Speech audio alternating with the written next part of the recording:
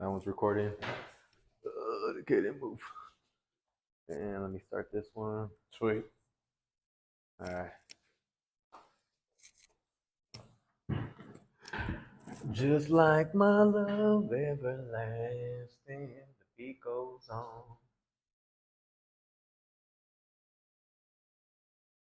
You ready? All right. We just gotta shoot the shit talking, man. It's gonna go from here, all right? Yeah. Only the best, bro. Pray for the best. It's gonna be the best. You're gonna be the greatest performance of your life, my bro. Let's do it. All right. What kind of music you listen to right now, bro? Right now, pretty much just I would say I call it like future music, right? It's with a lot of future features in it. Just because like the mindset that's perpetuated in a lot of the songs, making money, I focus on building commas, an empire. Yeah. So focusing on the right stuff. I used to listen to a lot of heavy metal stuff like that. I still like it, but it just you're not really putting anything in. You know what I mean? Whereas at least if you're listening to something that's kind of manifesting something, that might push you towards something more interesting than what you're going for. Dude, that's super fucking interesting that you said that because I've been tapping into music and the power of sound, bro. You ever feel really sad when you listen to a song? Of course. Exactly. So like I try not to listen to it sad music until I want to be sad. Like sometime I'm like, hey, this is a good time where I can kind of reflect and just be emotional. Then I might separate it and do it then. But why am I going to listen to a sad song when I'm in the middle of on the way to a meeting, right? How's that going to impact me? Maybe not at all, but what if it does? I start making mistakes, or I start talking the wrong way, or saying the wrong thing just because I'm in a slightly different headspace than I want to be. Whereas if I'm just listening to a future song on the way to the meeting, I'm just thinking about making money, and that's basically the way you want to walk into every single meeting.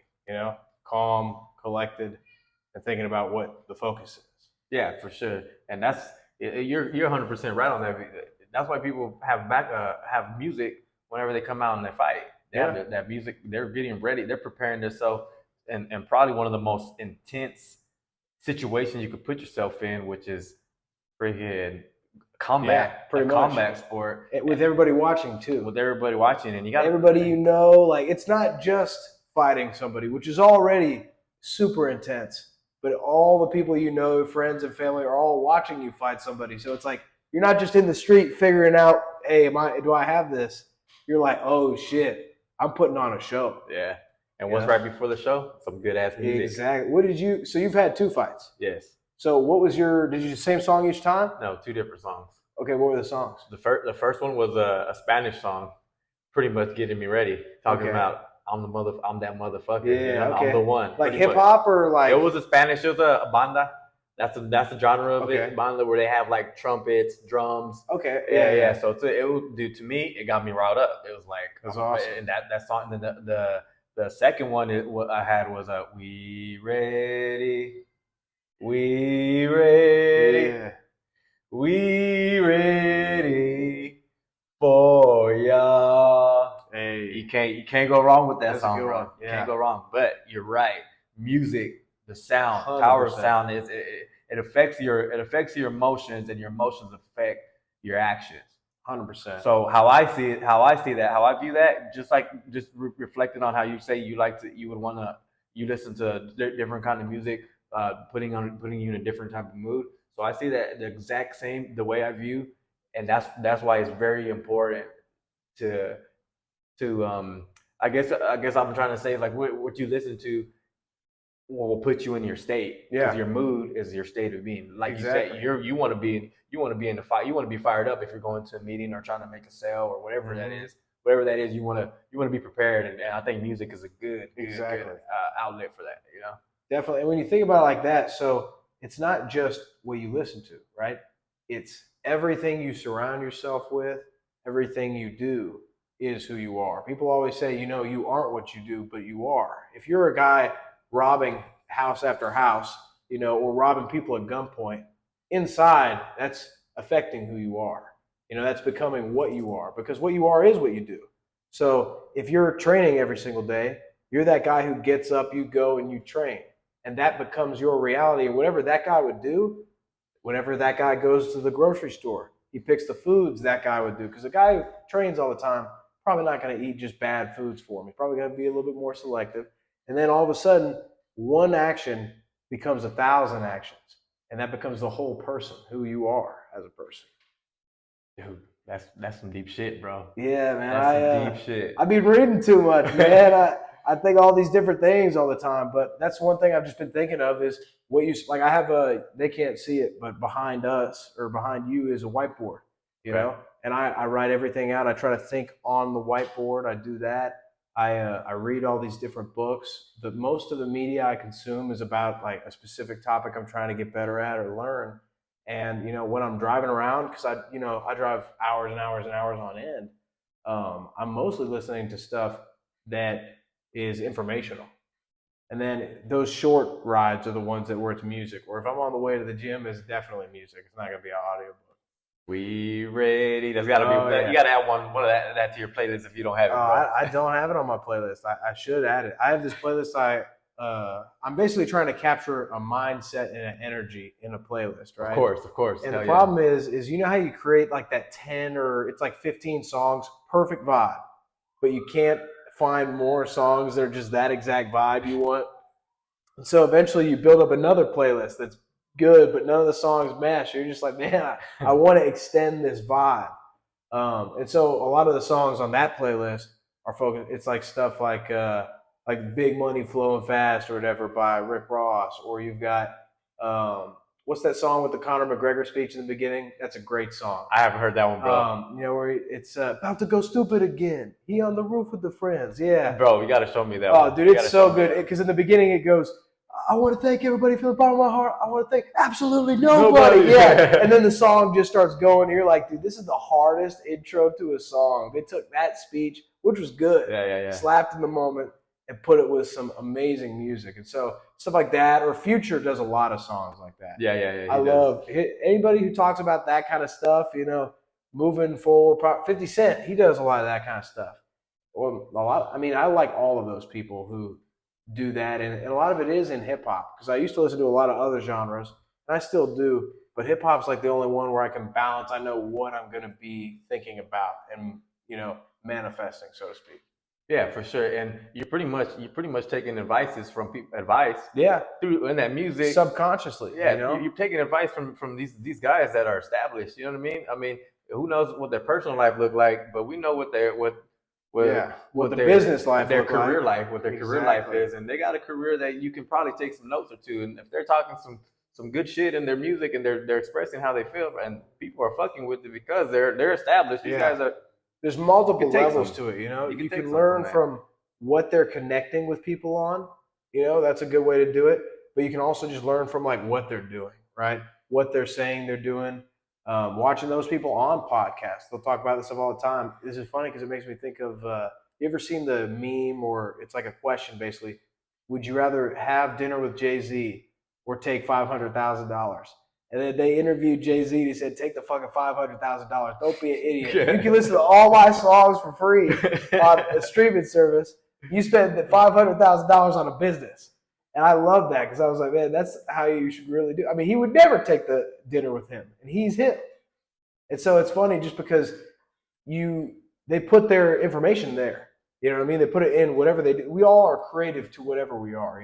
You fight, and you are creative in that. You put yourself into that, and you have an actual artistic expression that if people watch, they'd probably see if they knew you really well. And the same thing goes for anything you do.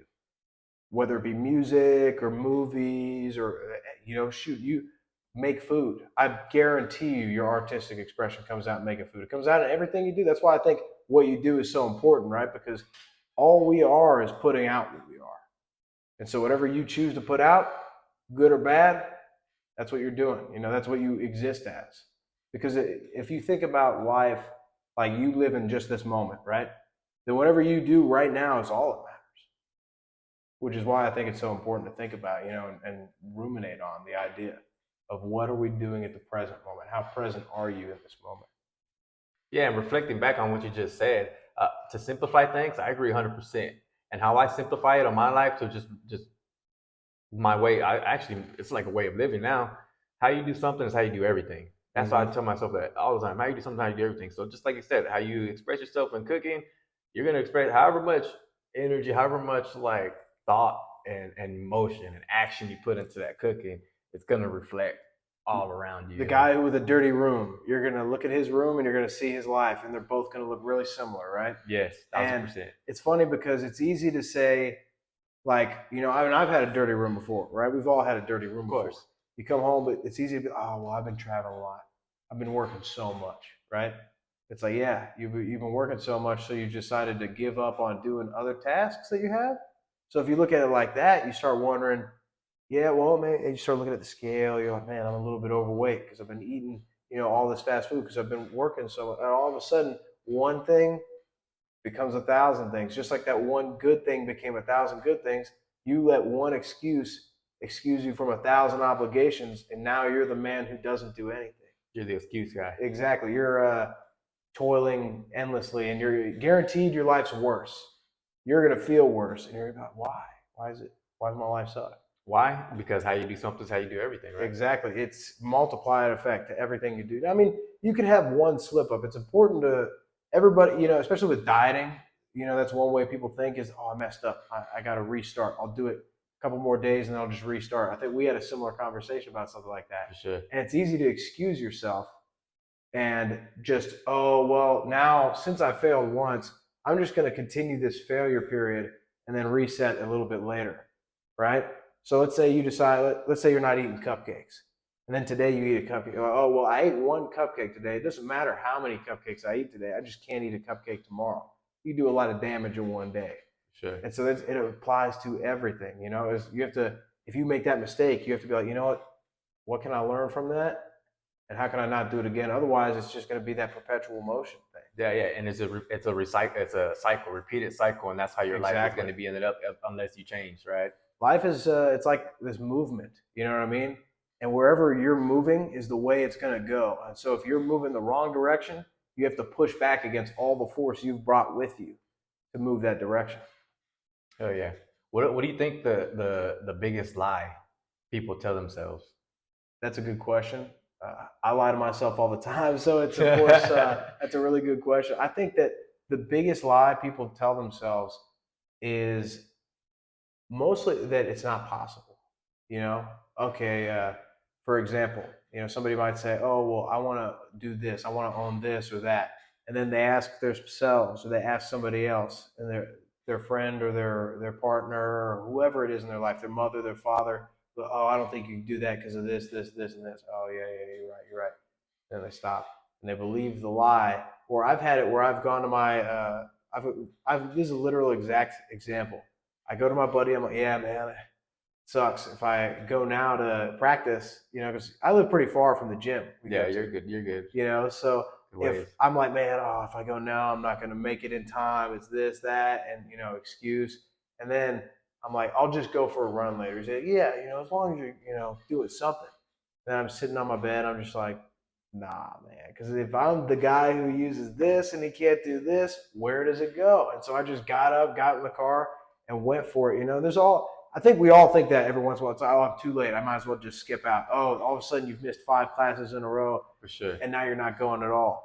And since life is like that, it's just always being prepared, always. And so people tell themselves, oh, I can't do this, I can't do that. It feeds into this motion just like that. And all of a sudden, you know, the guy who can't do this, you know, oh, well, my big dream I can't do. Maybe when you get hit with a small dream, you're going to react the exact same way because that's how you. So instead, now it's like, oh, somehow now my kid can't go to college. Now this, and all of a sudden you look at your life and it's all these dreams that you've abandoned. And it all started with one big one that you said, I'm not even going to try. You know, so it's weird how the whole conversation it's like cyclical because it's connecting everything in the same way is whatever you do becomes reality. Whatever you say becomes reality, you know, manifestation, stuff like that. What's your view on manifestation and So some people will talk about, you know, certain vibrations or I need this vibration I got to vibrate with the sound of the universe. I'm a very non-spiritual, I'm like a Zen person more so than anything else. What do you mean by that? Zen Buddhism, think of it like a lot of the mystical stuff is stripped out and it becomes a little bit more practical in some ways, I guess. I'm a very what I see is reality kind of guy. You know, I don't believe in other forces working. You know, there are forces I can't see, right, like the wind, but I don't believe in things that I can't physically observe. So because of that, for example, if sorry, what was the question? It was What do you view yeah, manifestation what do I as? view manifestation as? So I don't believe in the mystical part of manifestation some people talk about where, oh, saying this is going to make it happen. But I believe that because I say this, I create the social pressure around me that people are going to be like, oh, Levi said he's going to do this. And then the next time, if I don't do it, they're going to think, oh, Levi, he doesn't do anything he says. That lowers me in some way. And so because I've now said it, I'm going to do things that cause me to get closer to that goal, right? So let's say you write, you tell everybody I'm going to lose 30 pounds. Well, now it's like, oh, well, I got to lose 30 pounds. Well, how do I do that? You start looking it up, right? Because it's one little stone rolling downhill or a snowball becoming bigger, right? So that telling somebody, because there's different, people think differently about how you achieve your goals, right? Some people say work in silence. I think they're wrong. I think that telling people, you don't have to tell everybody, but telling people shows what you're thinking about and what you're moving towards. And so that first step is what creates the mindset that pursues that goal and achieves the requirements. Some people, they think like, oh, I'm going to manifest this by playing this certain sound or this certain frequency. I don't believe in anything like that. I just believe in the power of mindset, being that whatever you think is what you end up doing. And then all of a sudden, now you're the bridge builder, or you're the guy who built the skyscraper because that was your goal. You just did one after the other. Life is a series of actions, basically. For sure. My view on that, I think I think I don't think there's no wrong or right because whatever works, everybody's wired differently. So I feel like whatever works for each individual, if it works for them, then they've tapped in to I consider a natural state. Like I say our natural state is a very high state of being because if you're a natural state, to me a natural state means there's no worry, there's nothing, you're just present. Nothing. Yeah. You're just present. So that natural state keeps you from any kind of doubt, any kind of stress, any kind of worry, which I believe these emotions, because I believe emotion is energy in motion. I think that's what emotion stands for. Because whatever kind of emotions you're feeling is the type of energy you're throwing out there. So for an example, I will say if you're stressed, if you're depressed, because I've suffered from depression before, like been real fucking sad. I remember being in a depressed state, and part of that, the result of being depressed is no action, refraction. Like this is the type of energy I was You're giving off. manifesting what that state brings, which is negativity. Exactly, which is refraction or negativity. Exactly, and it's so that's why I like to keep it so simple as negative or positive. Yeah. And the fact that we have that free will to just think. We can think positive or negative. It's up to us. That's Nobody's the crazy telling thing. you Animals shit. don't have negative or positive. They just have. Yeah. And that's like the human curse, right? Is that we can think to a degree that we can be in a good place and create a horrible place around ourselves. And it doesn't matter where you can be in prison. You can be the happiest man in the world. You could be at a palace, and nothing creates more sorrow for you. And so it's wild to think about that, right? That a blessing and a curse. No animal can do anything else, and because of that, we suffer more than any other animal because we can create suffering. Yes, we do suffer more, and we experience it. That's the real thing. They don't experience. It's just everything is. They can't appreciate it. Nothing's good. Nothing's bad. And so it makes you wonder, which would you prefer? I mean, obviously, I like good. I don't want bad at all, so I focus on that. But no good. I don't know. I feel like we got blessed in that regard. The curse is worth it. Yeah. To be at a higher conscious of making our own decisions and have that free will to be whatever the fuck we choose to be. Yeah. We have a tremendous amount of force we can impact the environment with. Like our surrounding world, we can affect to a degree. It's really impressive. Yeah, and I think it all circulates, like I said, with your emotions. Like your emotions gives off everything, and the people around you they can feel your emotion. If you're sad, they can feel that. You probably might not have as much people around you as if you're in that high positive state. You're gonna attract people. So that's why I believe in the law of attraction, because your emotion is what you attract. You say I'm depressed. If I was depressed to this day, you think we'd be making any? No, I wouldn't have no motivation. I know it because I didn't before. When I was depressed, I didn't have no motivation. Oh yeah. I didn't believe in myself. Yeah. We've all been there, that's for sure. Depression is, and I'll say this: I'm not one of those people who doesn't believe that. Like, there is medical depression, of course, too. For That's a sure. little bit different, If you're depressed, and no matter what, I'm not telling people think smiles, and just get over it. But I'm a solutions-based person, So if there's a bad thing going on, it might be hard for me even. Like, let's say something upsets me, right? I can't figure out a solution to this problem. It's making me very distressed. I would hope that my friends can be what I can be for them, which is rational, reasonable, and solution oriented. So it's like, okay, hey, look, I understand, you just spent, this amount of money on your car and your car broke down. Okay, hey, look, I understand you're really upset and angry, but that energy not going to help us at all right now. Hey, what's your paperwork? Where's your paperwork at? Let me take a look at that. Okay, so you got a warranty here. If you try calling it, oh, their warranty line doesn't work. Well, hold on. Let's do a little bit more research. You got to move the needle. You got to do something, because if I just sit there angrily, I get nothing done. So I try to, if I can, that's my hope, is to separate myself from whatever suffering I'm in and just go, okay, what's the solution? Because so often we have this big problem. You might have a big problem that you're wrestling with. You tell somebody it, and they're like, just do this. And you're like, well, it sounds that easy. And then you start walking away. You're like, I just got to do it. It is that easy, which is hard. Don't get me wrong. Doing things is hard, but it is that easy as just choosing to do something. You know what I mean? If you want to do this, like if you want to build something, right? That first step is to draw it out. You got to first take each individual step. And what's so crazy is people focus on think about, like, if you're on a run, right? They focus on the mile. They don't focus on the first step.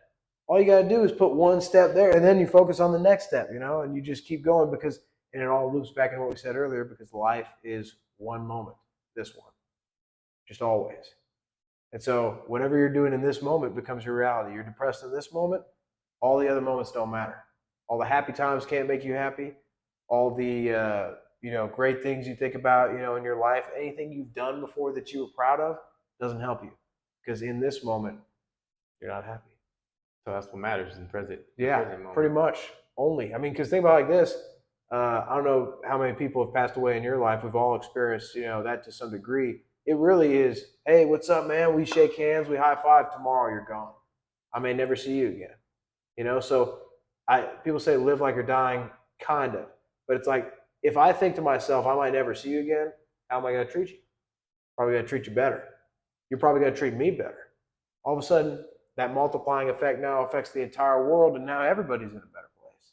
And so it would be helpful if we all realized just how quick, we as humans, we've built up a lot of walls and protections from nature, but it's still like that, and everything's gone. A meteor comes down, could wipe out the whole planet. What then? What was the last thing you said? Yeah. Tomorrow's not promised, and that is super, super to me important, because if because 100% of us are gonna die. Mm-hmm. When? None of us know. None of us know, and that should be a driving force to live live your life to the fullest while you're experiencing this. Yeah. Because and it gets to even on a bigger scale, not even just for yourself. Yes, well-being is great for everybody, but everybody around you feels the effect of you being a better person. You can 100%. Man, it's just a ripple effect, man. You become known as that guy. And people, you're able to give back whenever you're in a well state of being. And just going back to what you said about, you brought up your friends, man. Community is huge for you, man. The community that you choose to be with is huge. It's huge because who you hang around with, that's who you are. Yeah, that is who you are. So we've already heard. I'm pretty sure a lot of us heard. Just reflect. You didn't even have to think about it. Just the three people that you chill with the most. Who are they and what do they do? Yeah. And that tells you what you do. I guarantee you take any group of individuals and you say, like, oh, well, why am I not successful? Show me 4 of your friends. You friends with anybody who's successful? Then that right there is why you're not. And success can mean anything. It could be whatever you want it to be. But if you're surrounded by people who aren't succeeding, you ain't going to succeed. Because there's a difference between, like, you could have $200,000 a year coming in and be a poor mindset, right? You'll have nothing but sorrow. I know people who've burned through that money like nothing, and then they look around at the end of the month, they still have worries. They're worried about, like, you imagine making $200,000 a year, you're worried about your next meal, where you're like the last paycheck. And that's because it all connects to each other. And so with that, going back to what you were saying about what is it, the with your Community. with your community, you look at that person's community, right? Who are they surrounded with? What are those people doing? Because it all, like we said, what you are is what you do. Who you are in this present moment is who you are. And so who they are and who you are interacting with each other, interfacing with each other, because we're social beings, right? If you look at, it's like animals that use radar, right, to ping off the walls. We're pinging off each other right now, reading each other's emotions, seeing what each other thinks, hearing what each other say, and what they say, think, and do are going to be brought to you, and usually we reflect no matter what. I don't know if you found that to be true in your life, but in my life, if I surround myself with angry people, man, I'm gonna be an angry person. You know what I mean? If you ever been in a job where everybody complains, oh my gosh, dude, everybody's fucked. You know what I mean? There's no way around it because nobody is happy. Everybody's upset. Why would that lead to a good, environment to get whatever task you need done finished? And so now, as the older I get, I cut people. I'll push people out. I don't care. It's easy because I only try to put out good energy. If I'm putting out negative energy, it goes off into space, not to anybody else. I either separate myself or I can control myself. And that it's funny because sales connected in that way to my life is because, and you've done sales too, so you know this. You have to be level state. You can't be on the high from the close because now you're off balance, and you can't be on the low from it didn't close. You just have to be neutral, And so tying all of that together by being able to be neutral and be aware, you're able to see the opportunities coming into play. And just to kind of loop what you were asking before about my spirituality, I kind of believe in the idea of the way of the Tao or whatever, where the whole universe is connected in the one thing. And so if you think about it, like everything is just water, right? I'm trying to flow with the current. And if I'm in a positive state or a negative state, like overly positive, not like, just being upbeat, right? Like if I'm on a high, right? I'm so happy. I closed the deal. I'm about to make millions. Or if I'm a low, either one of those can lead to extreme ruin. But if you're just calm and relaxed and you watch the water, the opportunities show up, right? Because the whole universe is flowing. Interesting. What do you consider a poor mindset? A poor mindset. So, and I'm an expert on this because I've had a poor mindset for a large portion of my life. I think is thinking about what just enough is all the time, right? Like you're only thinking about, if I could just get this and maybe I'll be okay, right? Settling is a problem, I think. Because if you settle, it's, you ever heard of Grant Cardone? Yes. So he has a book called 10X. And one of his things is if your goal is $100,000 and you fail, you make $50,000, right? If your goal is $100 million and you fail and you made $50 million, which is the better place to have failed at, right? And so I think that, and some of his stuff I wouldn't say is the best thing for a salesperson to listen to, but for mindset, great guy to listen to in some ways because what your goal is what you're striving for. So if you're striving for just enough and you fail, you don't even have enough, right? Now you got that scarcity mindset. You don't have enough. When you don't have enough, you lash out. I've seen it at sales organizations. When people aren't making enough money, they start to find their way to get into splitting deals with everybody else. And now everybody's making $1,000 instead of one guy making $6,000 or whatever. It's like, hold on, there's a problem here. If there's not enough food on the table, we need to put more food on the table, right? And so to loop that back in with what you were saying about with the what was it again? The Poor mindset. Poor mindset, the scarcity mindset. That first thought being, I'm going to set a goal just enough, right? I'm just going to get enough.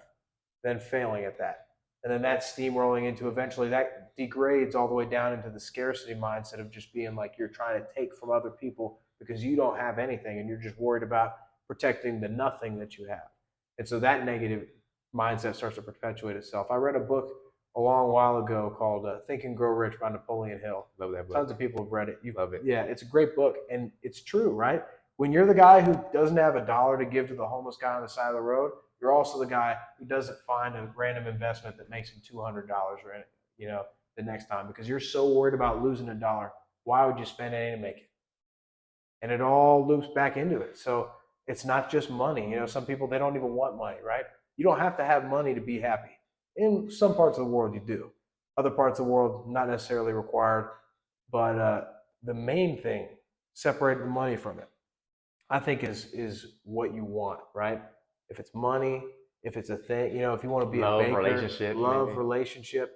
One thing I think is important about, I'd like to think I have a growth mindset, is I pursue everything like I have to have it. You know what I'm saying? So if I want to fix something in like a relationship way, here's a good example. I had great advice once told to me. I came back from when I was in the military, told my father about this dude. I almost got into a fight with this dude. We just had a lot of bad blood between us.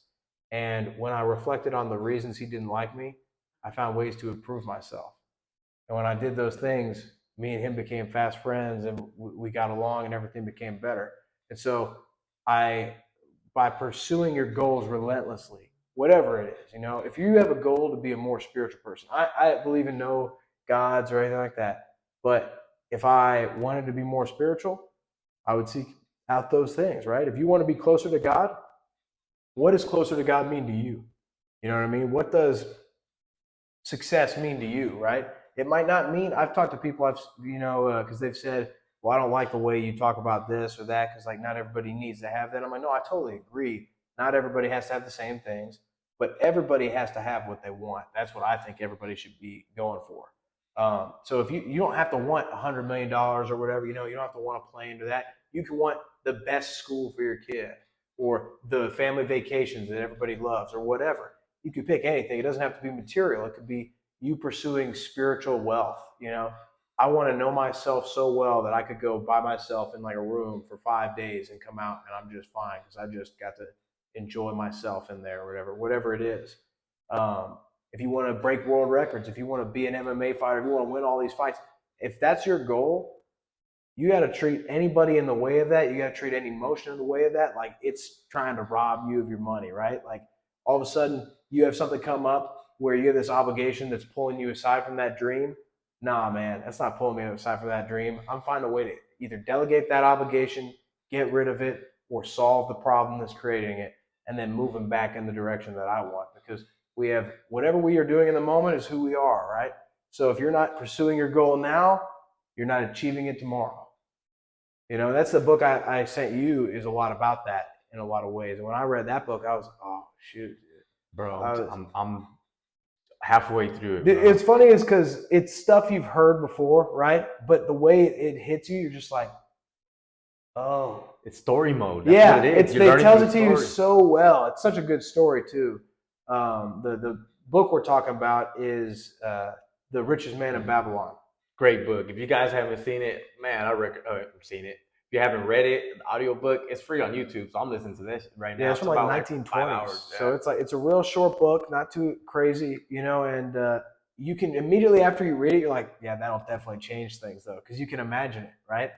But you can apply that to everything in your life, not just one thing. People think like the accumulation of money or wealth or whatever that means, you could just take X out of the equation, replace it with Y, and the equation will still give you the same result, succeeding, right?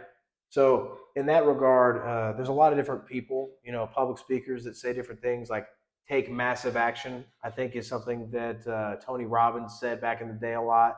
And then Grant Cardone talking about making huge moves or whatever, doing this and that. And it's true. I think that the best way to have a good mindset, because we talked about the poor mindset, is to go higher than you think you can. Because when you think about that, right, why should I set a goal that I maybe can't achieve? Well, you talked about a state of being earlier, a natural state. I really like that because I've read a lot about flow state, right? Now, there are certain things that have been studied to increase flow state: smoking, caffeine, Smoking cigarettes? No. So smoking marijuana, caffeine, and adrenaline all combined. So what they had observed was people doing feats of what they thought were impossible, usually extreme sports, stuff like that. You'd have like a dude jump off of like a building and do some crazy thing where he should have died. And it's all those three things that apparently, I don't know how, it makes it more likely for that state where you're just, everything is gone and you're just in the moment doing that one thing. connected. There's a book. It's called, I think it's Becoming Superhuman by Stephen Coulter. Y'all can look it up. Great book, based on the research of flow state by I want to say he's a doctor, Csikszentmihalyi. He's the guy who literally wrote the book on flow state, right? The reason we even say that word is because of all of his research. And so what flow state is, one of the things that flow state, because we haven't even defined it, right? I keep saying it over and over, is where you're able to basically disconnect and just be in the moment and do what you're doing, right? And so we've all been there where you've been sparring or something like that, and you've had like a great round, and you're just like, holy crap.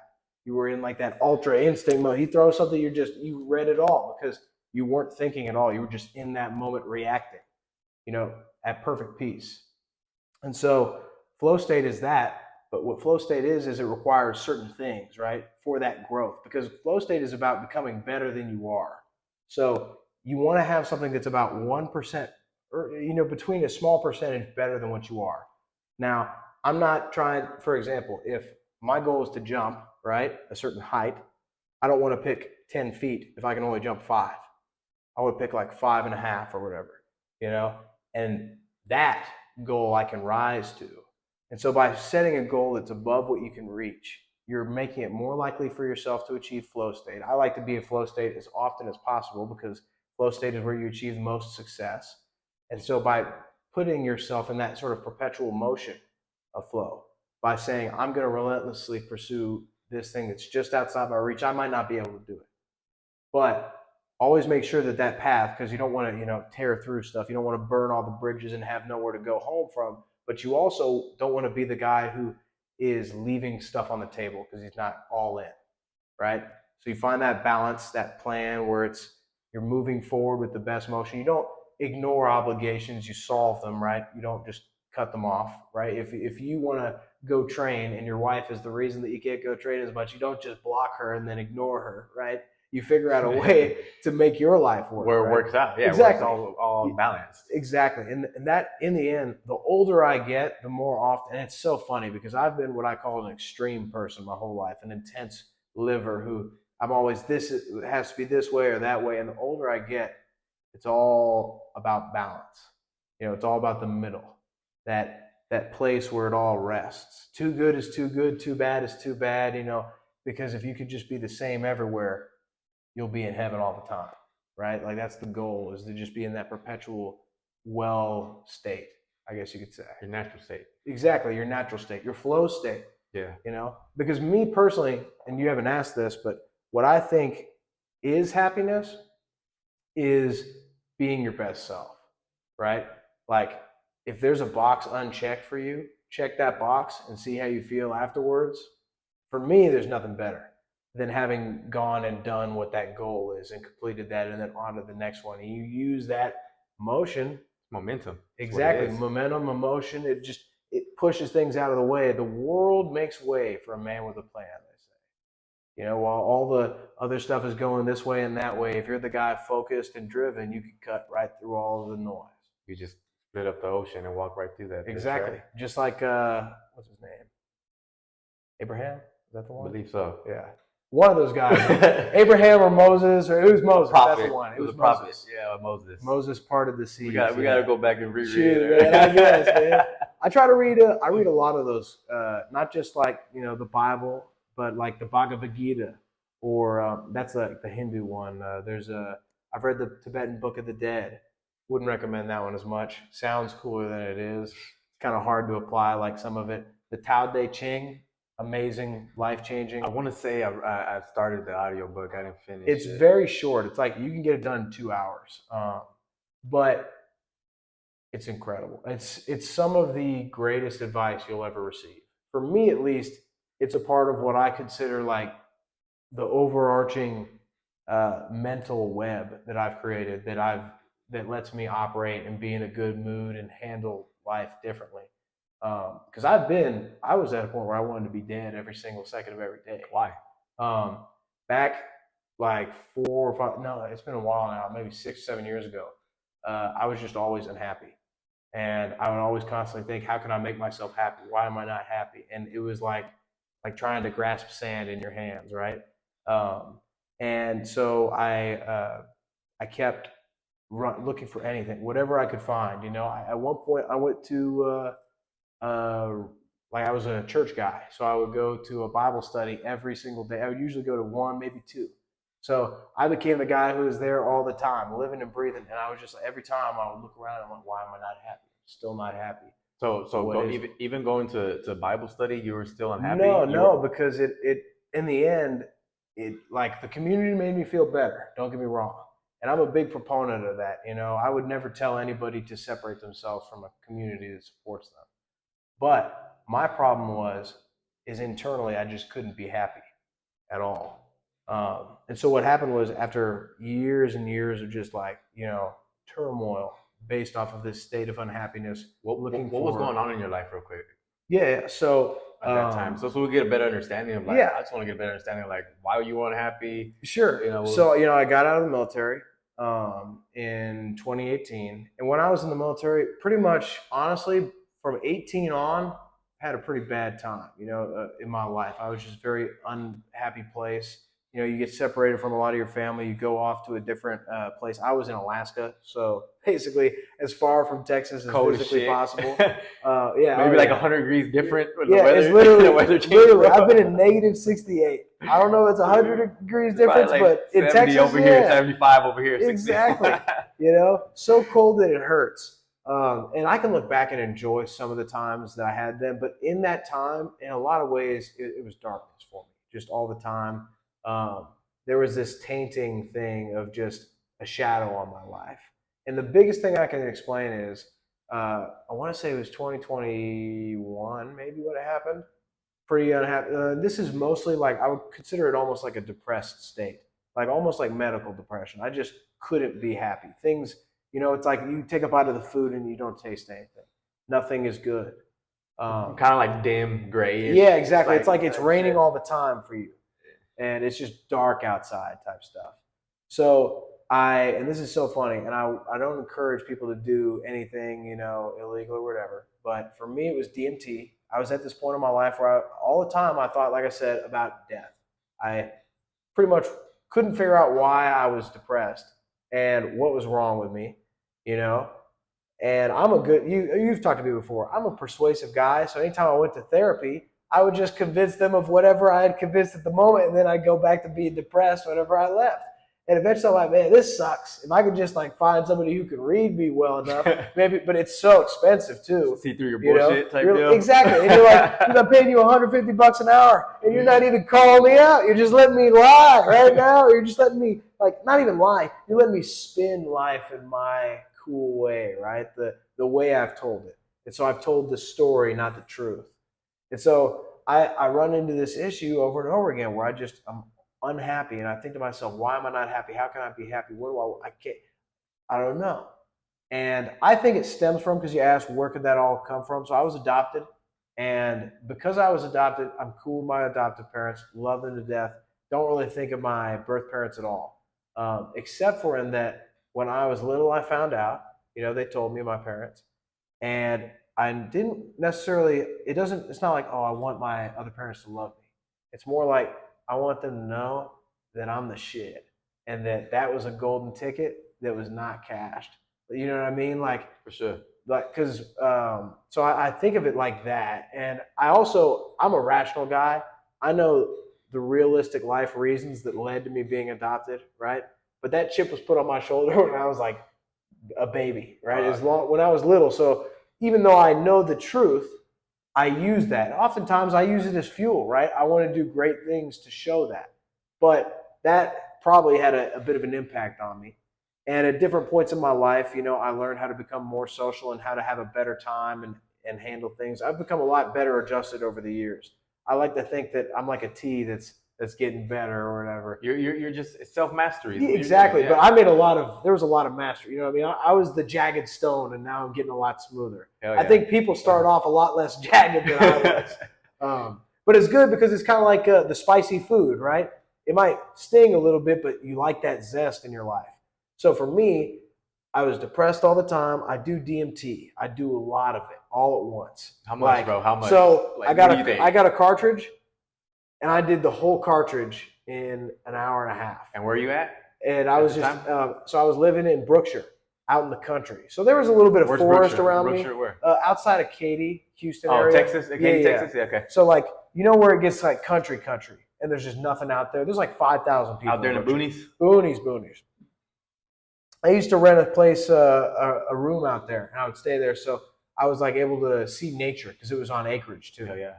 And so at that time, really depressed, I just do that. And if you've ever done DMT, you know it's it makes you think of stuff. You know, it's intense. It was the most extreme feeling ever. What did it make you feel like? So the first time I did it, because I did it once before then, it was I did it like 4 hits at once. Tried to do it back to back. It tasted horrible, and it was like, imagine you're about to go up the roller coaster. You know what I mean? Or you're going down, but it's going up. It's like if you were going up at 100 miles an hour, like in a rocket ship. But the second time I did it, and I would just wait a little bit, and then every once in a while I hit it again, and I did that straight for an hour and a half, which I'm sure that's too much. You know what I mean? But in my mind, doing that is better than killing yourself, right? So if that's what you're thinking about all the time, hey, pull this trigger, not that one. That's a safe. It's a safe bet. If I go crazy, I mean, I was sad already, so at least I'll be different, you know, over there. And so I do it, and I'm listening to music. That's the first thing I think that helped me, because when you're doing something like that, you need it's like going through the maze, you know, in Greek mythology. You got to have that thread to hold on to. It tells you where to go. So I'm listening to one of my favorite bands, Third Eye Blind. I got that tattoo right there for them. Yeah. You know, the do that song from the 90s? That's them. But I was listening to their album. So every second that passed, I knew how much time had passed because I was listening to the album. So I knew how long I'd been doing it, and I wasn't scared. I wasn't worried, because a lot of people, you know, all the different effects of the stuff, it starts to freak you out. So that kept me calm.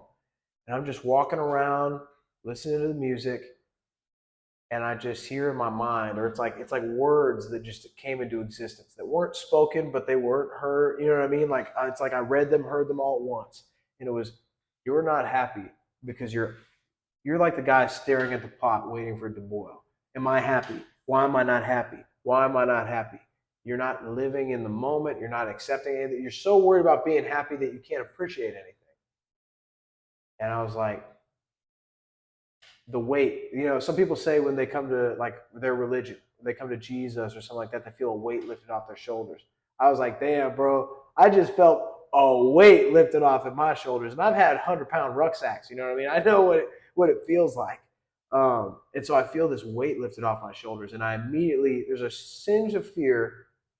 When's this going to go away? Right? When am I going to lose this feeling? Never went away. Now, hell yeah. I don't think it was amazing. It's not an amazing feeling at the moment. It's just the other bad feelings kind of go away because it puts everything in perspective, you know? So that happened. And then after that, I got into, because of that, I kind of learned how to deal with sadness and darkness, right? But my mindset was still weak. Hadn't quite gotten where I wanted to be. I leave there, move to Houston, and I'm working for a place called Wanderjohn, a startup that started up here in Austin. Doesn't exist anymore. That was basically life kicking me in the nuts as hard as it could, right? I moved to Houston. I'm at an apartment I can't really afford. It's not a great apartment. It's trash. It's like horrible, horrible place. You know what I mean? Like when you're living in the worst apartment ever and you're just living in that horrible feeling all the time. So I had just bought a car I couldn't afford, you know what I mean? Could barely afford. And then the company explodes and basically just lays off everybody, and we're all screwed. And so I'm in Houston. And when I bought that car, I literally was like, they're going to repo my other car. I'm going to have to buy this car because my other car broke down. They won't make the part for it or whatever because of the COVID stuff. So the last guy who had ordered that part had been waiting for a year. I wasn't getting the part. You know what I'm saying? And so you're at this moment where you're just like, you're so distraught because you're like, I'm a guy who does stuff about stuff, and it's being ripped out of my hands, right? You don't have a car. Like, I don't know where y'all live. You don't have a car here. Yeah, it's you fucked. Yeah, you know it's pretty hard to fucking get around with that. Exactly. And that's what sucks about our society in some ways is we've gotten to a point where that kind of thing is how a person goes homeless and then like loses everything. right? One domino, something big like that. But so I get this car I can barely afford. They take the other car away. I'm all of a sudden I post on Facebook because I'm looking for a job. The moment I get laid off, I'm not a guy. I don't even cash it. I've never done that. And nothing against people who do that. I've just always found a job quick enough that I didn't need it. You know what I mean? You attracted that because you went out there and found it. That's and what I got think. out there. You know what I Because mean? I've known a lot of people who can't get jobs, and it's a long-term thing typically for them. And I think it's just about like some people, they're like, oh, I can't do this. Bro, if I lost everything and something happened that I couldn't sell anything, I'd be working at McDonald's. I'm not going broke. You know what I'm saying? I'll claw my way out of whatever hell I end up in. They gotta kill you before you exactly. Quit, you better right? put me down, man, because I got nothing but dreams left, and I didn't at that time though. So life's going bad. I post on Facebook. I have a buddy who reaches out. If Wes, you ever listen to this, you're still an idiot. But he says, I work at the best place in the world. You got to come work here. Immediately, anybody who says that, they're wrong, right? Because there's no such thing as the best place. There's no job that you'll love all the time. Maybe that was the name, bro. That's so funny. The name of the place is best place in the world. That's a better selling point. So it's called Smart Office Automation, selling copiers and printers. You had to wear a suit and tie every single day, clean shaven required, and you had to be there at 7 to train until 9. Then you go out and work. You get back, do the last meeting. By the time you get home, it's about 6. It's my first foray back into sales after having decided to not do that because I got burned, earlier on in my career. So I go there, I interview. They immediately are like, "Yeah, you we think you're the shit. We want you to work for us." And I was like, "Okay." And the thing about Smart, they are positive people. Regardless of if it was a good opportunity for me, not financially, everybody there is about that mindset. Even the people who fake it, they got to fake it, right? Hey, if faking it works. If you're pretending to be positive and you're around me, I'll probably be happier because you're pretending to be positive. Yeah, that works. You know what I mean? It doesn't have to be 100% true. But so they talked a lot about goals, and they had you write a goal book out where you laid out what you wanted in life. And immediately, I've always been a greedy guy. I've always wanted everything I can imagine, right? When I was little, I wanted to be, I wanted to be a famous football player, a famous actor, a famous singer. I wanted to be all the famous people at once because I wanted just everything that success can bring you. And that's still how I am. I blame my dad. I'm a materialistic guy. I have this dream that burns inside of me where I want a Ferrari, and I'll do anything to make that happen. I'm gonna show you a song, bro, that I listened to this week by Riff Raff. Riff Raff? I love Riff Raff. Riff Raff is Ferrari. good. Have you heard that one? I haven't heard that one, but that dude, he had a good come up, and he did it the funny way, but he learned how to make money, having fun, and that's the way to do it, right? Yes. And if you can't laugh at yourself, your ego's too big. You got to pop that balloon. And I'm an egotistical bastard. But in regards to the job, they keep basically putting bigger dreams in my head. And he's like, well, go home and think about these goals. And they had already put in my mind that like, oh, I can make like $30,000, $40,000 on a deal. So in my mind, I'm like, 100, 200K. And now instead of thinking like what I was before, which was I'm just going to have enough to buy some weed, pay my car, and eat. And at that time, I was making sandwiches for every meal. So it's like, it wasn't a good dream. You know what I mean? I just I was so tired of fighting for nothing. Then you move forward, you look at what I'm fighting for then. Now I'm fighting for something, man. I'm not fighting for a burned down building. I'm fighting for my palace. You know what I'm saying? I'm fighting for my life, for all these great things that I will have if only I choose to take them. And so that starts to spin a little bit, and I start getting really good at sales, taking charisma and some stuff I had before, and then multiplying that with actual sales science, right? I start getting a lot better at that. More money starts coming my way. And then they get an opportunity. They want me to move to Austin to help run the branch up here. Not run it immediately. They want me to compete, right? I have to compete with my competitor. His name was Dalton. Whoever does better becomes the branch manager and runs the branch.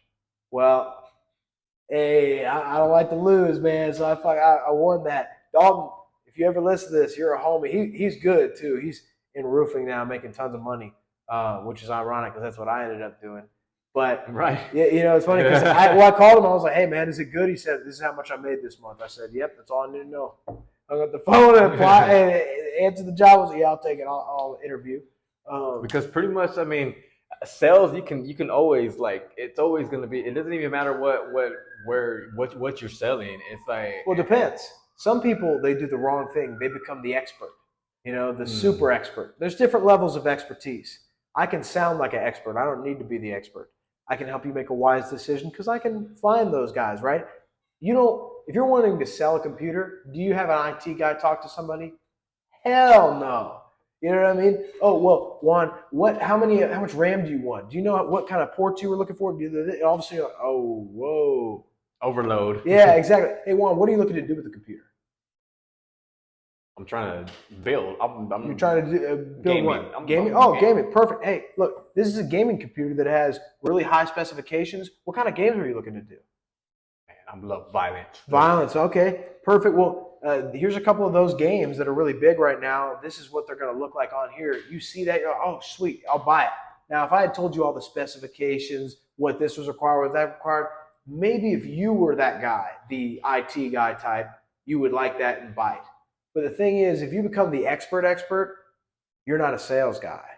I focus on the sales part, and that's what I think you've done as well. And that's what I think everybody should do if you want to be successful in sales, is if you focus on people, communication, and the art of selling, now you can sell anything. I can outsell, I believe in my ability to sell. You take an expert in a field and you give me a little bit of time, I'll catch up.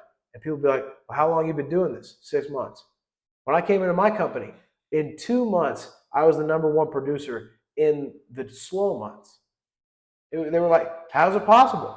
Because, man, I know the art of sales. I don't need to know about roofs. I don't need to know about computers or printers or whatever. And that's exactly like what you are. The way we talk, you can tell, because when you know how to communicate, it doesn't matter what it is. And that's my goal. My goal is to become a master communicator and promote what I believe in. Because everything that I believe in, dude, my passion comes behind that. Passion's one of those things that if you can find it, because everybody's different, I'm not a person who I'm really passionate about a project, a specific one. I'm passionate about like a grand idea. And so finding people who are passionate about those things to help that idea is what I look for. But if you can take your that's the thing is, if you look at who's successful and who's not, most likely they didn't have passion. All the big company, like you look at like Apple or something like that, there were a lot of other computer companies that went big. They didn't have the same passion. You know what I mean? Look at Microsoft. There was a time when Microsoft held like 90% of the market, and then Apple came in and wiped that all away, and just with a little thing called passion. If you strip that back and you do everything passionateless, you will see so much less success. Not saying you can't succeed, because there are people who just aren't passionate. But I hope that they can find something that they would be passionate in, to really drive through. Hell yeah. Hell yeah. So going back to where you and Dalton, you're moving here to Austin. So yeah. So we're moving to Austin. They just say, hey, we're going to break your lease and move you up to Austin, and we'll reimburse your application fee. Wait, who won? Who won the sales? Okay, so we actually competed up here in Austin, right? Okay. So we competed in Austin for who would run the branch. I won, and that was just because Dalton couldn't get in the grind, into the mojo once he left Houston. And it is what it is. Anybody who's done sales knows. It's not like it's like kind of like MMA, right? You might be better than that guy and still lose at the end of the night, just because that's the way it was that day. You can fight a training partner and be like, damn, he whooped my ass, and I train with him every single day. Yeah. And so when it came with that, I focused on the right things, and I didn't let certain things get in the way, and I had the better numbers. What were the right things that you focused on? The right things I focused on were closing every deal I could find, man. Just like thinking like that, thinking big about that, having that mindset where like every single deal, the better I get at sales, it's by thinking I'm going to sell this when I walk in. So your confidence level has to be up there. Maximum. You have to have Conor McGregor saying he's going to knock out Jose Aldo, who's never been beaten type stuff. You know what I mean? You got to be disrespectfully confident. And you can't be disrespectful to people, but in your mind, man, you've got to be like, oh, I'm so much the shit, dude. Don't let yourself lack. Don't make mistakes because of it. But if you don't believe that hardcore, it's going to be a lot tougher. So you gotta be pretty much hard headed. You gotta be hard headed as shit. Like, hey, I don't give a shit what About your says. I'm gonna do mindset. it. Yeah. About your mindset, 100%. You got to protect it.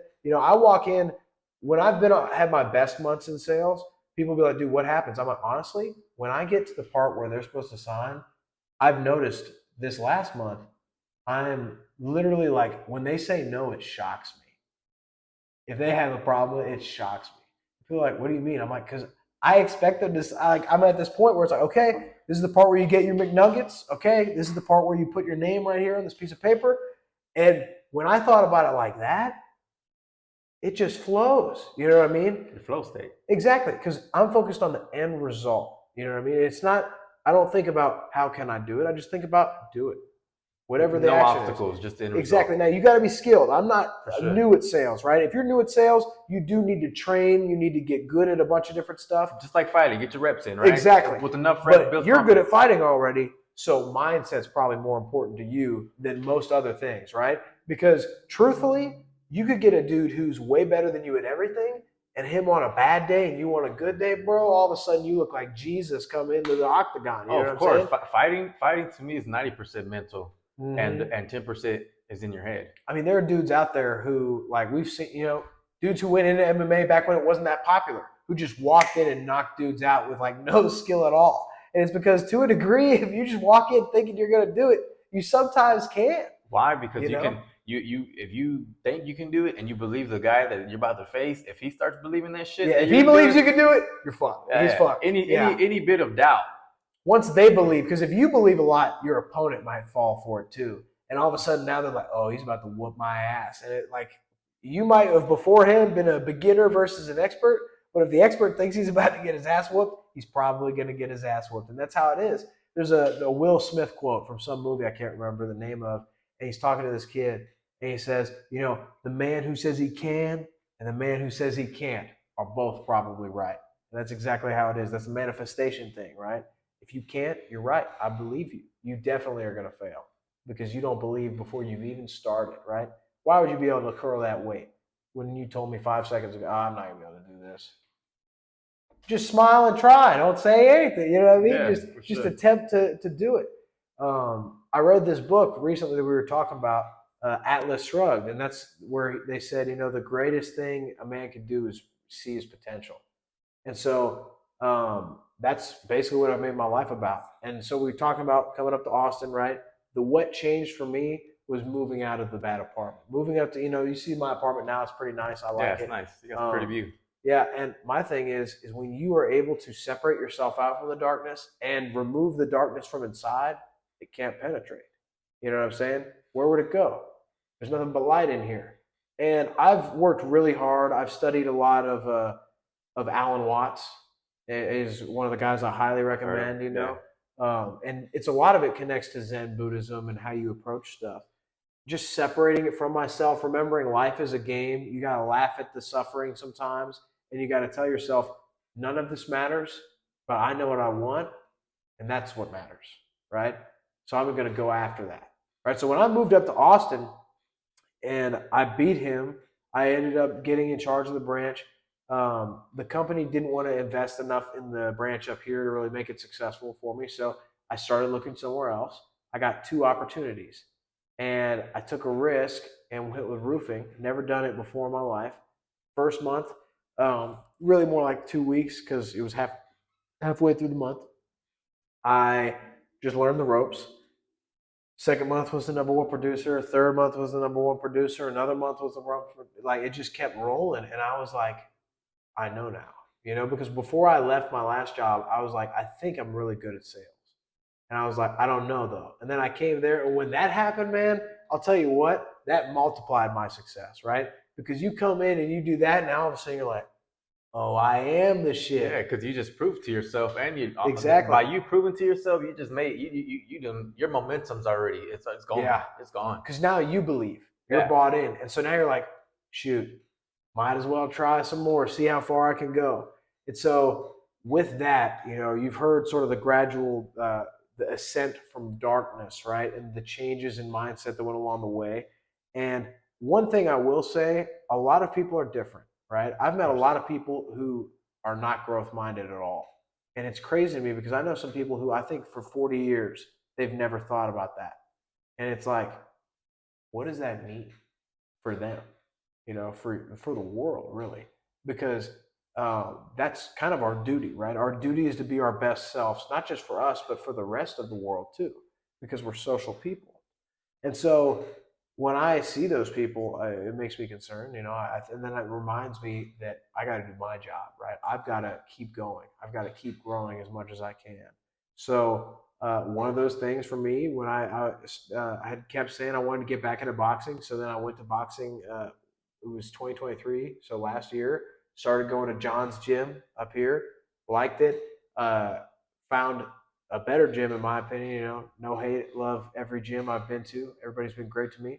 For me, at least, 10th Planet, just having so many different classes all the time gave me options. It's like, dude, if I have no work at this time, I can go here. You have five. What is it like the morning, afternoon, evening? night? Yeah, Yeah. So it's like really, if you want to fight, you ain't got an excuse at 10th Planet. You know what I mean? for sure. It might cost a little bit of money to drive there, but man, there's this time slot for you. And so when I went there, I was like, man, that was one of my big goals is just to get. I've never I've been an athletic guy. I've lifted weights, but I've always wanted to pursue a level of athleticism that a sport requires more. And growing up, I never really had a sport that was just my shit. And so because of that, I was like, man, I'm really more of a single person sport guy, anyways. I like the idea that like I'm gonna test myself against you in this, whether it be sparring, whether it be a fight or whatever. We're gonna test ourselves today and just see what we're made of against each other. That's such a cool idea. Whether it be physical fighting or, maybe you're playing a game of chess or whatever, it's always interesting to me. And so I wanted to go. I started going, and that's basically what we've arrived at now, right? That's how I met you. Just pursuing that because I think in life you need three things. You need something that stimulates you mentally, physically, and like spiritually or creatively you know. And so I have my work, in business, which I think stimulates me both mentally, creatively, all those ways. And then I also have where I go train, and that stimulates me, honestly, in all the same way. It's not just physical, like we were talking about. Hell, fighting is 90% mindset, you know. And I'll say when it comes to that, the mindset, even to learn, that's the hardest part. Those Sure, especially for exactly. beginners, you walk in, you're like, oh, I'm ass, and everybody's watching me be ass. And so I know so many people who will never go because that you can't. You have to accept that you suck, That's right? something. Yes. Exactly. Because when you learn, like I could play guitar, I never had to sit in front of 50, 30 other people in another room playing guitar poorly. Everybody playing guitar at the same time. Some people really good, other people also bad. That's a whole different, experience. You're surrounded by your peers and exposing yourself. And so that's why I think it's a hard thing to do, and that's why I like it a lot as a sport because I feel like there's many pressures on you to grow. Levi, let's say tomorrow you wake up tomorrow. You live in your dream reality? What does that look like? That's a good question. So, dream reality, I actually wrote down some stuff the other day. One of them was to at least have one house or live in one house that I drew up. I designed it. You know what I mean? Okay, so you're waking up in that house. Yeah, so in a house that I've designed, probably some stupid square thing with a bunch of glass or whatever, bougie like that. I wake up, minimalist, obviously. There's nice stuff, but not as much stuff. And there's definitely a Ferrari in the garage. So there's that. I like the idea of dream reality, right? I get in my car, I go to do my day. I'm probably going to train, and between that, I'm working on businesses through like online or on my computer or calling people. It's a dream business. What is it? What business do you That's the thing I was telling you about earlier. Like everybody's got like some people have a passion for a certain thing. I have a passion for the business, like for business itself, right? business as a whole? Yeah. Sure. Okay. So like I like the idea, I like negotiating. I like transit stuff like that. So if I meet somebody who's like they're really interested in creating a clothing company, but they're creative. Oh, dude, work with me, and I'll help. I'll build the website. I'll help you market it. I'll help you come up with ideas when you can't. I'll So help bringing you test value. stuff. You want to Yeah. bring value. You want. I'm not the main creative force, but I like to think that I can help put the rest of it together. I'm more of a big picture guy, but I need somebody like an engineer, right, whose mindset is on the physical thing. And I can help them craft a better thing. You know what I mean? But I can't necessarily, I wouldn't say I'm the initial spark guy Sure. yet. Who knows, right? Like maybe an idea will hit me and then I'll know because I'll just do all the stuff I just said for myself. But that's why I like talking to people like yourself, you know, networking with anybody I can, is because we all have portions of the puzzle. And when we put it all together, shoot, man, that's how you pay for stuff, right? Well, a community that stays together and that works together grows together. Exactly. The possibilities are limitless. One guy trying to win might not win. 10 guys working together to win, man, now that's a whole different thing. That's how society was built, right? One man against a gorilla, probably going to be a bad day. Hey, you get 10 guys against a gorilla, we don't even need weapons. We'll make them out of sticks or something. You know what I mean? Bitch ass. We might lose 2 people, 3 people. Hey, but that gorilla's going to die. Yeah. You know what I mean? We won't get the job done. Exactly. Right? And that's the thing, though. People forget that. Have you ever read the 48 Laws of Power? Not yet. So one of the laws, he talks about how if you want to be powerful, you cannot be separate. And so if you separate yourself from your community and everybody else, you've lost all your power, because that's where it comes from, is the net of community. There was an emperor who he kept getting progressively more and more reclusive, right? And he kept avoiding people. He didn't want anybody around him. He was very paranoid somebody was going to kill him. And all of a sudden, if you're like that, who's going to be on your side, right? Who's going to stop that person from killing you then? It's a one for all instead of all for one, right? Exactly. And so you got to be a part of that whole community, like you said. And I'm guilty of that. I'm a very self-oriented person, so that's why part of my penance, right, is that I don't have a particular passion, so I get to help other people with specific passions as my penance to keep me humble. You got your Ferrari, your house. Yep. You're making business moves. What else is your dream reality? Traveling unfeathered, being able to just see whatever I want. Honestly, man, I like to think of like the idea of the Ferrari. It's not about having a Ferrari because nobody else will get to have my Ferrari or something like that. I truly have fallen in love with like the idea of that car, driving and what it would feel like, the history behind it. You know what I mean? Like it's not, I don't want to buy something, stick it here so everybody can see how cool I am. It's about accomplishing. Exactly. What you set out. Don't get me wrong. Wearing a nice Gucci shirt, it looks good, feels good too, because people are probably like, yeah, that's a cool shirt. But you also earned that shirt, and whatever the reasons for it, you got it, that's just an added bonus that it's cool, right? But love it, and I'm a car guy too. I love every car from expensive to cheap. But obviously, like in my life, there are certain things that you hear stuff like, oh, no, you'll never get a Ferrari. That's certain people get those. Like not everybody gets those. And I'm like, dude, it's like, watch me, bitch. Watch me. Why can't I?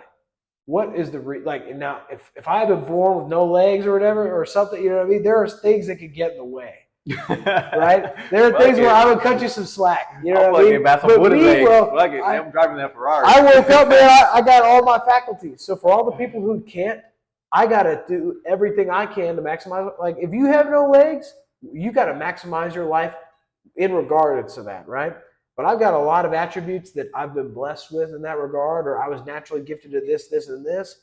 So as a duty to the world, I got to be my best self and help maximize those talents to everybody's benefit, not just my own, of course. Because, and every famous, wealthy person will tell you, it's easier to get wealthy or to do great things by helping other people than focusing on yourself, right? And just like that, because 100%. The people who buy your product, guess what they are? Part of the community. Exactly. And if you don't care about the community, why would they buy your product? 1000%. You know what I mean? So it all feeds back into each other. You have to live humbly because we, just like that emperor, all of our power comes from each other. I can be a bastard and have nothing.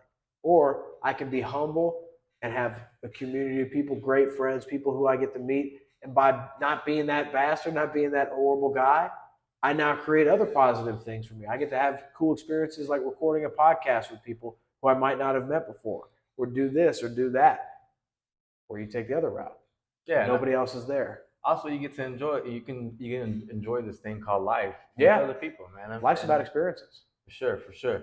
So what else? What else we got for your dream reality, man? Dream reality. So I would like to be able to spend, like a lot of time in Europe. I feel like that would be cool. So one of my goals is to have a passport in the EU, so I can just travel all over. You know, I would. Me and my buddy, we were looking at this island a couple of months ago, and I was just like, dude, $30 million is not that much. It ain't, bro. You know what I mean? Because imagine, like, It ain't. Elon Musk has got what, like 200 billion. If you subtracted $30 million out of that and made it a percentage, Fraction, bro. it's like decimals probably. Yeah, bro. You know what I mean? So it's not much. And imagine you're like swimming in a lagoon, you're looking up at the sky all around, and then you realize, wait, this is my island. I'm on this island.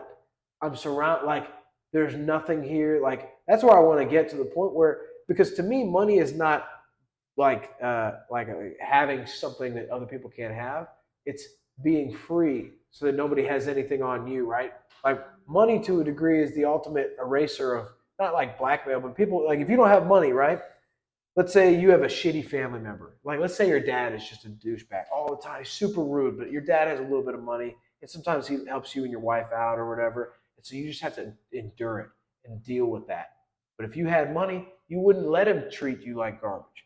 You know what I'm saying? You wouldn't let people be super horrible to you. And if you had that money, when somebody else is in a situation where they're about to be sucked up into that same black hole, you just stopped it, right? You just said, "Oh, dude, you're $5,000. No, don't even talk about it. It's not a loan. It's a gift." You know what I'm saying? Now your car didn't break down. Your whole life is still on track. You don't have to worry about it. That, to me, would be an insane gift to me. You know what I mean? Because we're all selfish beings. I don't believe you can do anything truly selflessly. And so I get out of that knowing that I've helped you. And so you talk about dream reality. My dream reality is being able to make other people's dream realities come true while being in the most peaceful place for myself, right? So just like traveling a lot, if you call me and we're like, yeah, dude, I've just finished such and such fight in the UFC. I'm getting tired of fighting. I want to open my own gym or whatever. Let's say you just pursued fighting the whole time. You didn't have any other business ventures or whatever. And you called me, and then I can go, yeah, dude. Hell yeah, dude, let's open the gym now. Where are we putting it?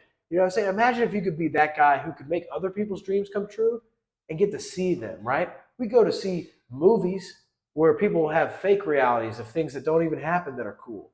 Imagine if your best friend had the coolest thing ever happen to him. Wouldn't that be fun to watch? Fuck yeah. Right? And from a seat that's cushiony like a Ferrari seat, man, it's an even better seat Yeah. to watch the show from. You're and right. So, like, that maximum, and you get to see who they are in that moment too, like their best self. And that, when you see somebody in their best state, you can't help but be happy for them and just be happy in general because it passes to you. Yeah, it passes to you, and also too, like, going back to what you're saying, man, it's very important to. I see money as energy. It's like a type of energy, man. So if you're able to give that type of energy to somebody, like just like what you said, for example, if you're able to give back because you have that energy, bro, man. And then that energy, of course, is going to come back to you. Oh, bro. But you don't even need it to come back to you, which is so great at that point. And that ties into the whole, the Think and Grow Rich, right? By being open to the possibilities. The guy who can't invest in his friend's business, you think that guy's going to get rich?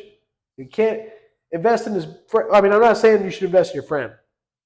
That should be said, right? That might not be the wisest thing to do with your coin, so to speak, or your gold, right? It might not be a wise investment. I passed that part. Yeah, you know exactly what I'm talking about. But if you have a good idea, then yes. Yeah. But yeah, man, it frees you from obligations. It frees you to do, it makes humans in a way like gods of our reality, right? If I gave you $1 billion right now, you can pretty much do whatever you want. Yeah, it opens up possibilities. Exactly. It gives you opportunity. And in that opportunity, you could take that money, right? Let's say you took that money. Let's say you wanted to be the best fighter possible. You got $1 billion, bro. I bet you get good real quick. You just cut out all the nonsense. You'd have plenty of time with the family because all you have to do is train and be with the family. All of a sudden, you become your greatest self because of this amount of money. Because of obtaining this type of energy, because right? you obtain this freedom, right? The freedom to do exactly what you wanted, which would lead you to what you wanted most, right? Because let's say I'm not a skilled person, right? Let's say I'm not a very good talker. and I work at Starbucks, right? Well, that's a little bit tougher, right? I can't, with the amount that's coming in, I'm not necessarily fully free to pursue that in the same way. So, as you know, in reality, you're not going to get $1 billion just for free. Unfortunately, I'm not going to get just $1 billion for free. So what we do is we get good in our place that we're at to unlock those opportunities to move forward and continue to pursue that freedom, right?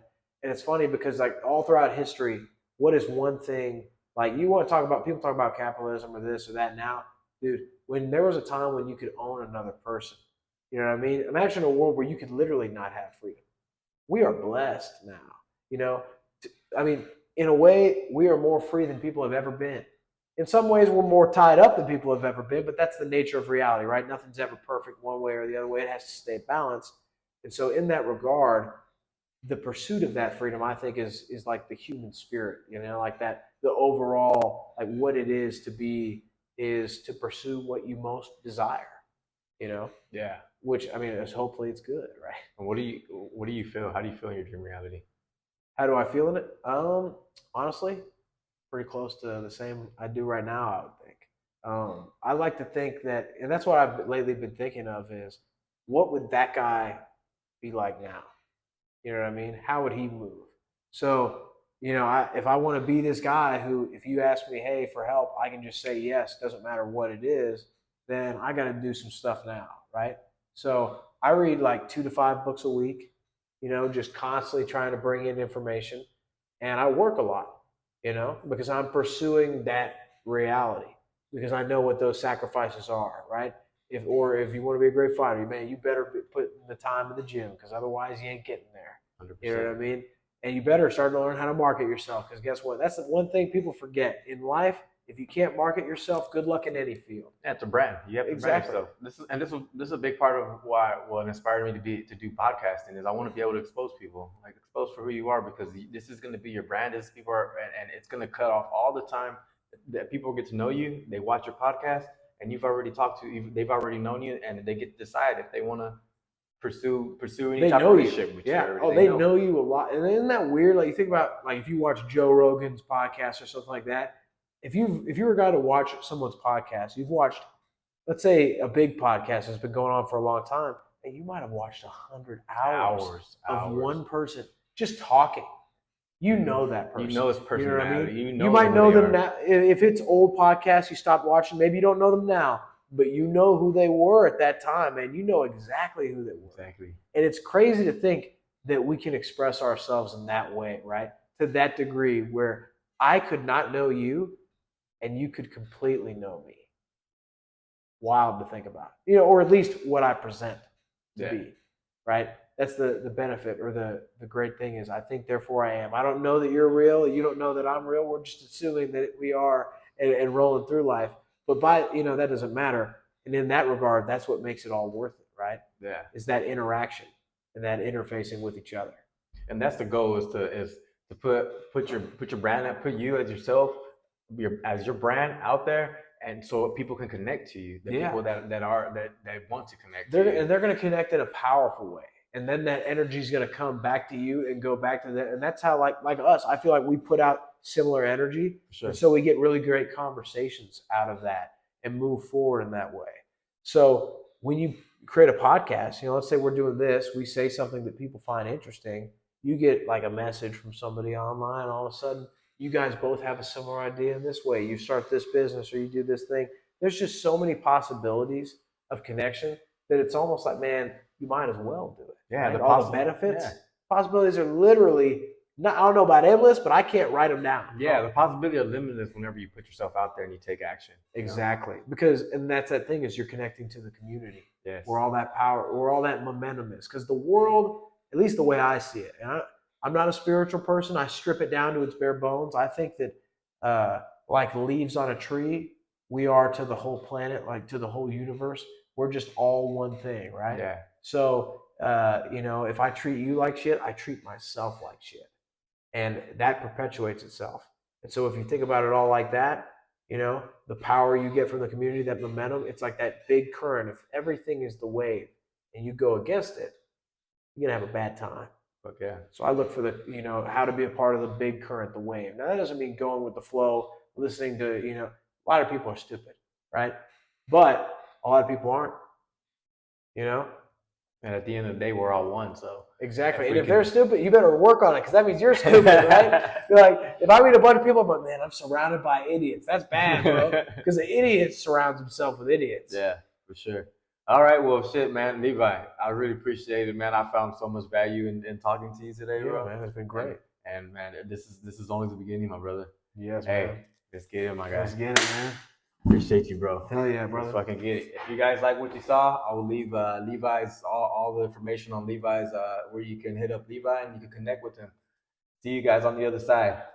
That's out. We out, baby. Peace. I know we went over an hour. Oh, bro. this one's off now. Damn. Let me see how long it went. Shit. Did yours go off too? Mine kept going. Hell yeah. We got one at least. Yeah. How long did yours go?